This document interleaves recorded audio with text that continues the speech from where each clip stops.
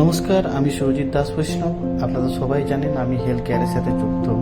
আজকে আপনাদের যেটা দেখাতে চলেছি ক্যাথেটারাইজেশন প্রসিডিওর, যেটা কমন প্রসিডিওর, বাড়িতেও হয়ে থাকে এবং হসপিটালে তো হয়েই থাকে। তো ক্যাথেটারাইজেশন করার আগে প্রথমে হ্যান্ড ওয়াশিং করে, গাউন পরে, প্রাইভেট পার্টটাকে ভালোভাবে পরিষ্কার করে নিতে হবে, সেটা বিটাডাইন লোশন দিয়ে। তারপর লক্স 2% জেলি দিয়ে জায়গাটাকে একটু নম করে নিতে হবে, যাতে পেশেন্টের ব্যথা কম হয়। তো সেই কারণের জন্য বিটাডাইন আপনার লক্স 2% জেলিটা দেওয়া হয়। দেওয়ার পরে আস্তে আস্তে ক্যাথেটারটাকে ইনসার্ট করতে হবে।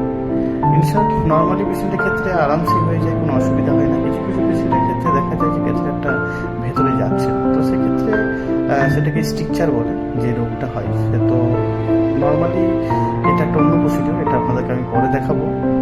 এখন যেটা আমরা ক্যাথেটার পুশ করছি, ক্যাথেটার পুশ করার পরে বেলুন দিয়ে, মানে সিরিজ আর স্টাইল ওয়াটার বা এনএস ওয়াটার দিয়ে বেলুনটাকে ফুলিয়ে নিতে হয়। তো বেলুনটাকে আমরা এখন ফুলিয়ে নিলাম। ফুলিয়ে নিয়ে দেখবেন নর্মালি ব্যাগে ইউরিন এসে যাবে, তাহলে ক্যাথেটারাইজেশন হয়ে গেছে। এই যে ইউরিনটা আসছে, তার মানে নর্মাল ক্যাথেটার হয়ে গেল।